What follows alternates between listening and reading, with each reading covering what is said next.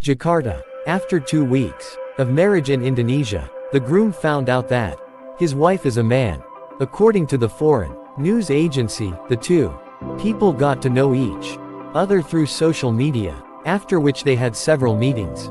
According to the media report, according to him, for a year before getting married, the boy kept dating another person, mistaking him for a girl. According to media reports, the couple got married on April 12 at the age of 26.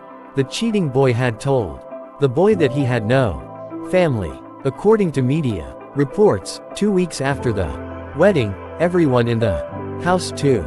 The bridegroom became suspicious for wearing a veil, acting strangely and pretending to be sick all the time. According to media reports, the groom later found out that the cheater's parents are alive, and it is not actually the bride but a boy.